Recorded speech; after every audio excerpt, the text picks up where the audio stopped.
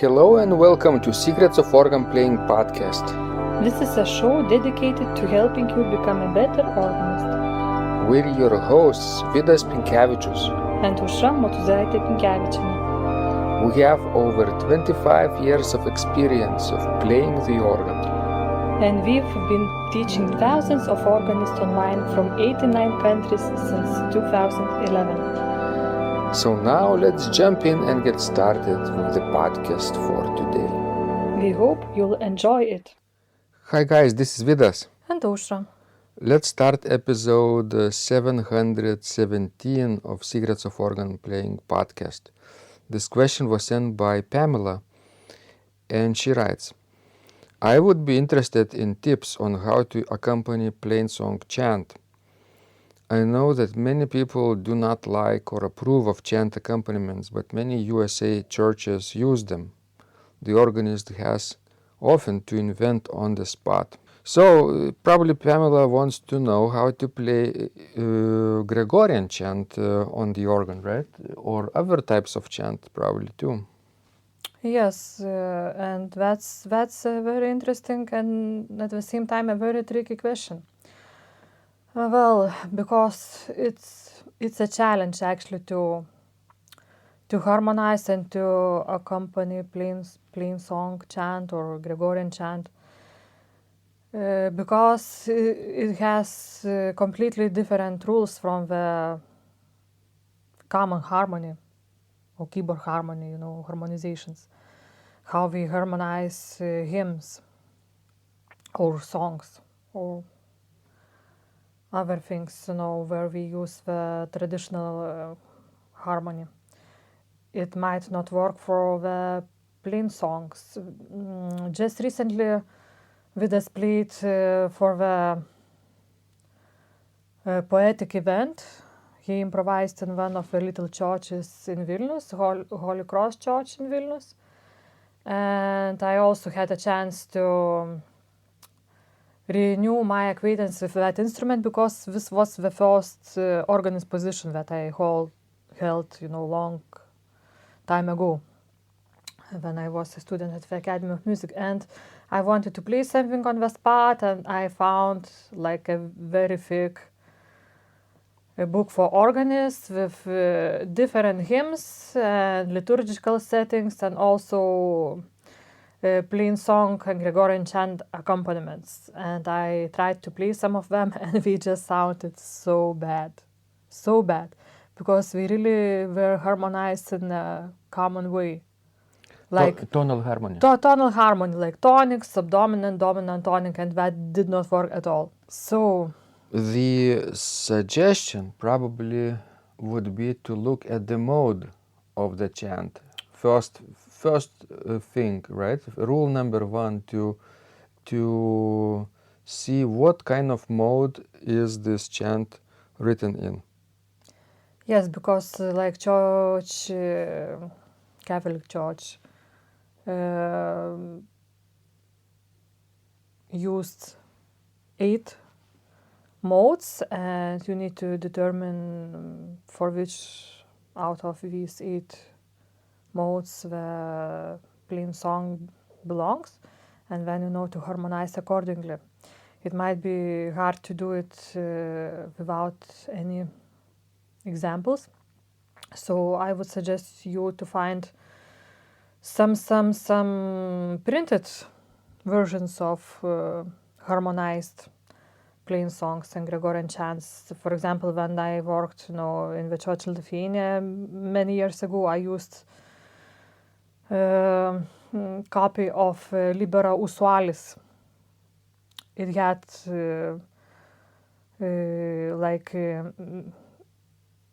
daily mass harmonized, it had Missa de Angelis harmonized, and Requiem mass harmonized, and some additional Plainsongs harmonized, and it was really very nicely done. And my suggestion would be to look at that score.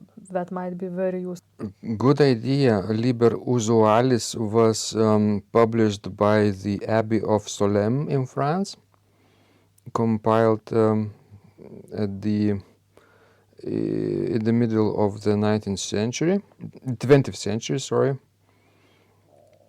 But the first edition was at the end of the 19th century, I guess. And there is an organ accompaniment, like a collection of the chants used in Liber Usualis. Very useful collection to use, and it's actually probably even online available because it might be out of copyright too. Yes, because I had like a very old version. No, it was like a printed and reprinted, and not a very clear one. Another thing, what you could also do, because we live in the 21st century now, you could modernize slightly your harmonization too. That wouldn't hurt. And for that, I would suggest you to look at the compositions of Vidas, actually, because he had harmonized also like Missa de Angelis, and he also composed like Requiem based on Gregorian chant. And it sounds really nice. Nicely modern versions of Gregorian chant harmonization, so that might be an idea for you too. You also created Salve Mater? Yes. But mine is very simple and not so much elaborated as yours. So just check them out. So the main idea is to use the chords that are common to that mode, right? And as Zosha mentioned, there are 8 modes used in Gregorian chant notation. And I think the system is like this. Modes 1 and 2 are built around the key of D. Modes 3 and 4 around key of E. Modes 5 and 6 around the key of F. And 7 and 8 around basically key of G. All without accidentals except B flat, right? There is no sharps or other accidentals in Gregorian chant except B flat. So when you know this, when you can play the chant with the right hand from the beginning until the end, and you know what the starting pitch is, what's the most common note is, and then what's the ending is, you can see the entire palette of colors you can use. Let's say the first mode, from D to D, we could give it another term, Dorian mode, right? From D to D.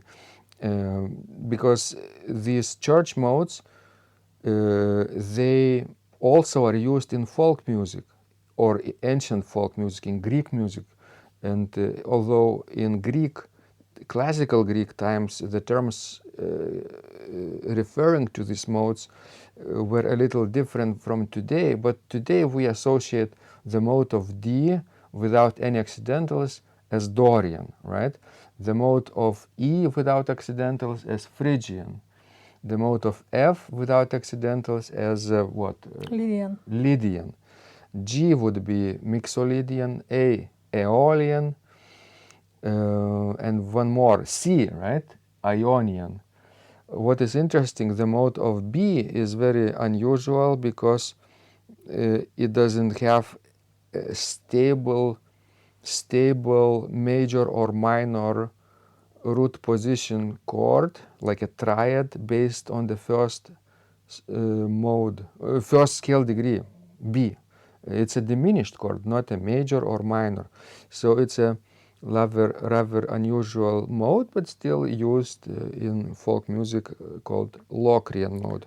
Our department of theory, head of our theory department where I was working for many years, at the school where I actually also graduated from art high school, hated actually this Locrian mode, and he never taught it for his his students. That was really annoying, because I think people have right to know about Locrian mode. It's maybe not as often used as others, as Dorian, for example. Dorian is probably the most used, at most of times, but Locrian needs attention too.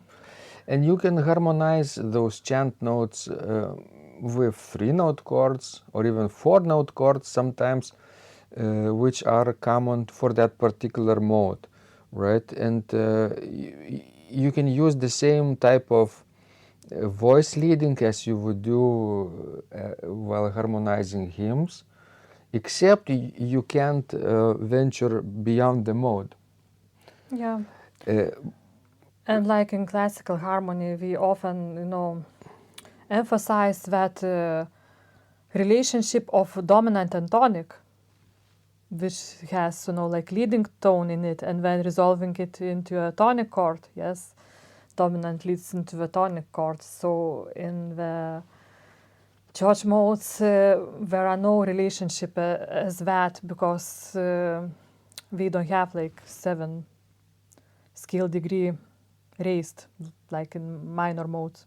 Like a leading tone. Yes, Half-step yeah. relationship with the tonic. So it gives that sort of ancient sound, not having that leading tone raised. And when I say don't venture beyond the mode, don't use the harmonies foreign to the mode, it's not completely true, because you can make your harmonies more colorful this way, right? If you're brave enough to explore other sounds, which could be used that way.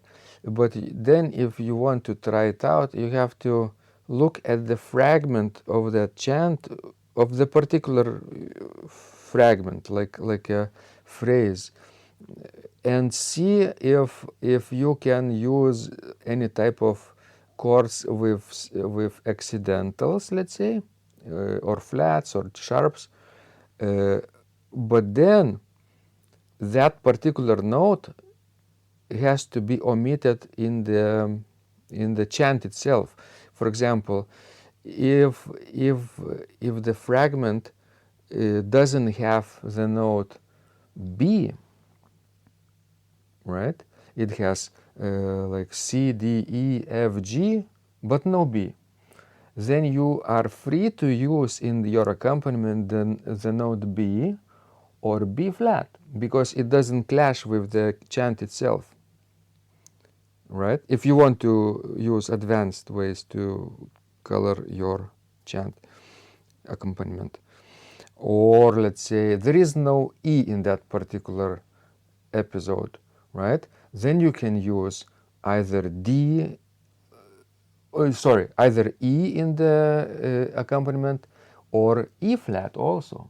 It would work with the harmony. And I demonstrated these techniques in my recent live streams, tutorials, Learn with Vidas. For example, just last Sunday, I improvised accompaniment and even meditations based on the chant Salve Regina, which is created on the first mode, based around the note D, right?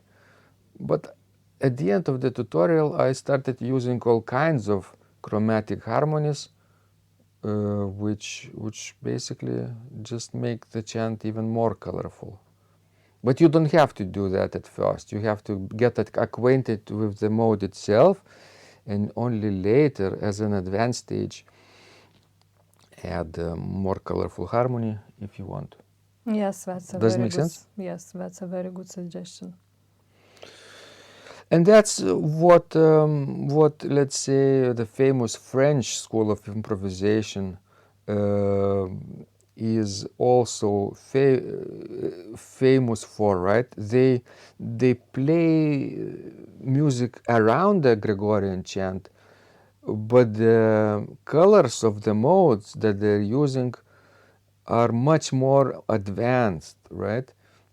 much more advanced than those 7 or 6 notes of the white keys, right? Without Yes, that's true. accidentals. And you know, if you study French music or French organ music, it has so many compositions based on Gregorian chant, and you know, it's unbelievable how versatile the final result can be for different composers.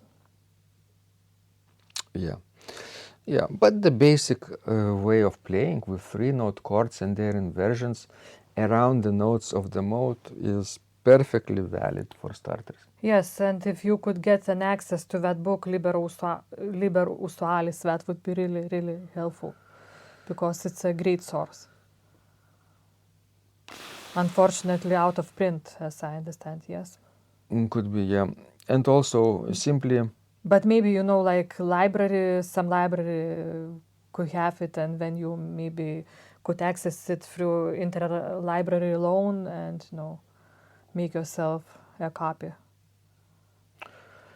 You know what is even easier way to accompany the chant, but would sound still quite convincing? Anybody could do. I mean, that even complete beginner could do. If anybody could play the chant tune with the right hand on the solo registration, yes, imagine that, and then play on the pedals the long pedal point of the main note of that mode. Let's say D, right?